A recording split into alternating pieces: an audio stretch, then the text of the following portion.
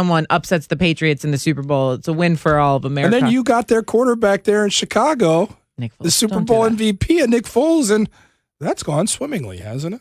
Thank you, Jordan. Merry Christmas to you. I'm sorry, you're right. What a Scrooge play there. Yeah, seriously. At Benjamin Bodie Jr. just hit us up on the Dr. Pepper Twitter feed and said, thank goodness it was not a robust red onesie. Could go a lot of different ways, Bodie. This thing is very tight. Tight, like a twiga. You're wearing it well. You're rocking it well. All right, let's go A to Z. No, I'm not. From A to Z.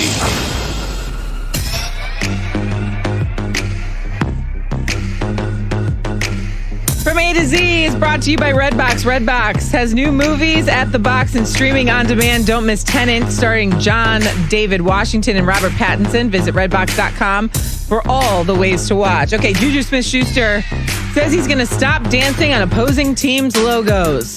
Smith-Schuster says no more pregame dance routine for the betterment of myself and my teammates. The Steelers receiver explained that he was stopping because his teammates and coaches were now being asked questions about it. I was dancing, when we were undefeated, I was dancing.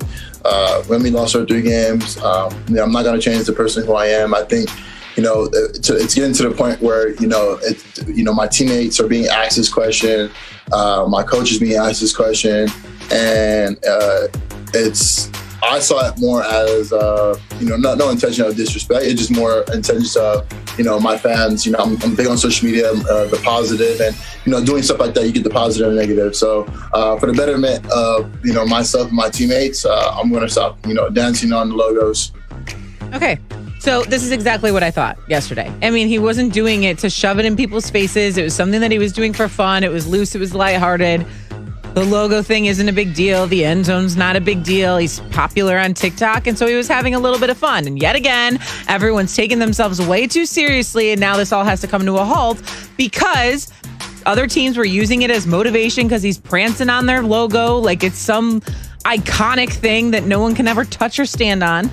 It's a distraction at this point. Mike Tomlin's being asked about it. His teams are being asked about it, and he says he needs to stop. On top of that, they're on a 3-game losing skid. And he hasn't played great. So now the fun has to end because people can't take.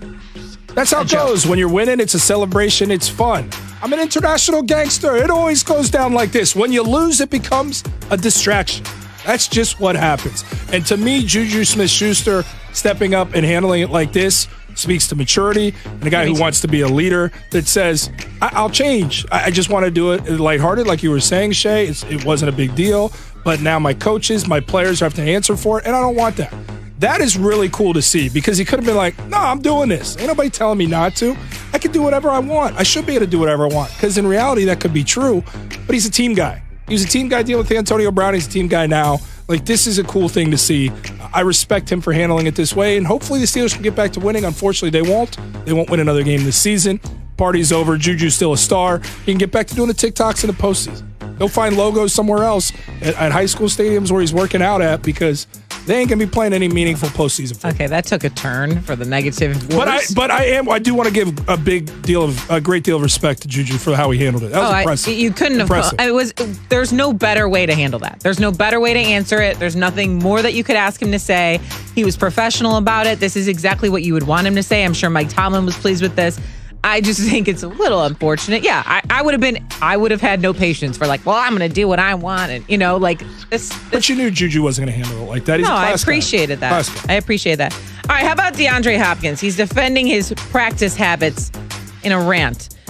Out of 41 practices thus far this season, DeAndre Hopkins has missed 18 of them, with 13 of them coming on Wednesdays, 10 of which were for veteran days off, according to the Cardinals injury reports.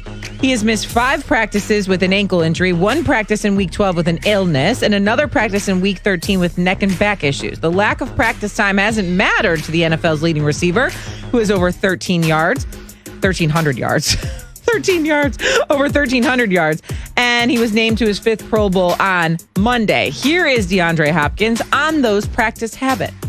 I heard a lot of negativity about me not practicing when I first came to Arizona. For those people who don't understand football and who just watch There's a reason that I play football and they watch. Please tell your friends and all you guys on the local stations, you know, if you got anything negative to say about DeAndre Hopkins, I charge to come on shows, but I give a discount to come on the show for those people.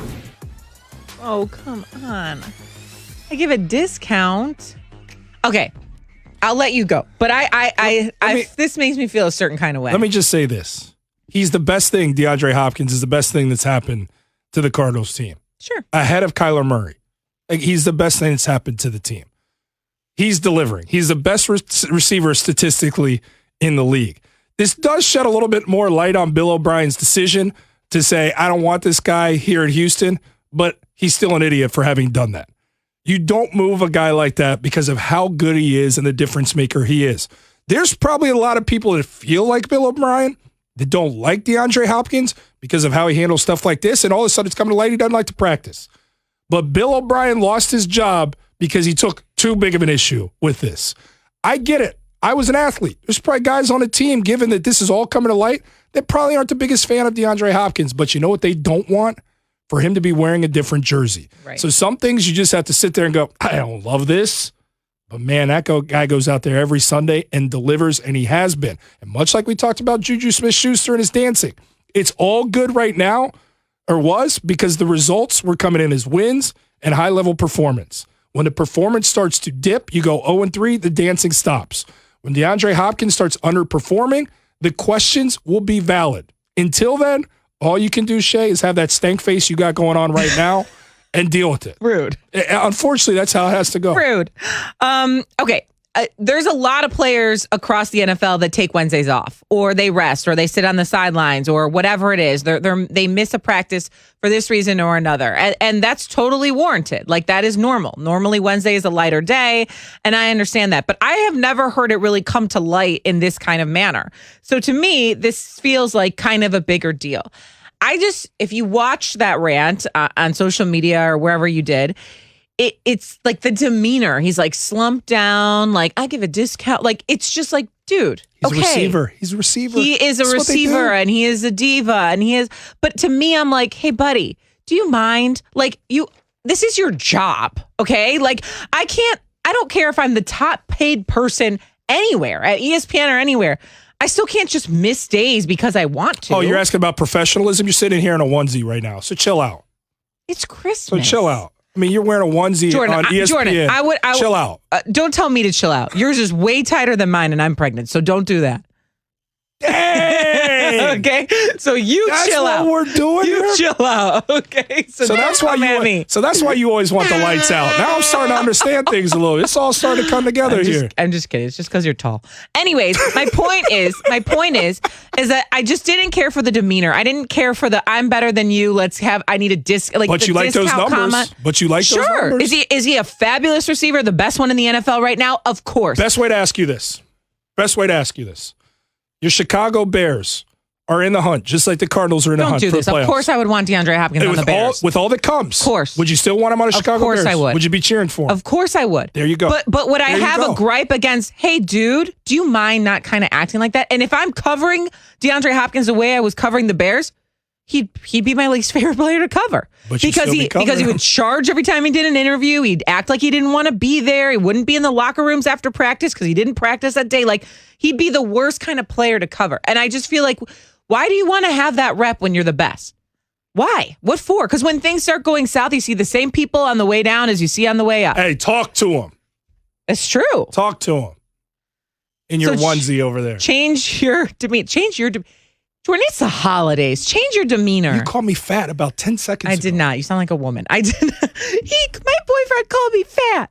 I did not. I just said you're hating on me. I don't know if that's a gender-specific comment to be made. That's offensive to a lot of people. It is a line from a movie. What movie? You're lying. I'm calling you out. No, what movie? No, I'm not. What movie? How to Lose a Guy in 10 Days. How to Lose a Guy in 10 Days. You know I wouldn't know. I hate that movie. Don't quiz me on air either. I'm sorry. You are a robust red onesie over there. I like my onesie. I'm going to embrace it. It looks nice on you. It's breathable. Isn't it? I'm big, I'm beautiful, and I'm out here, all right? Out here on Christmas. All I know is you taking shots at a lot of young brothers today. And I'm starting to get uncomfortable. Who? You came at James Harden. He's a warranted. DeAndre Hopkins is warranted. A diva. Your loving husband is robust. You better chill out. Hey, I was on the Cam Newton train, though. I'm all about Cam Newton today. All right, we're back. Because I can't be aligned with somebody who's going to take this many shots at young brothers all day long. I wasn't. All right? I wasn't. I can't do this if this is who you're going to be the whole show. I'm not going to sit here like a clown for 3 hours and you do this stuff. So let's spread it out a little bit. But Jordan, okay? you do look cute. I hate when you call me cute. I hate that. Why?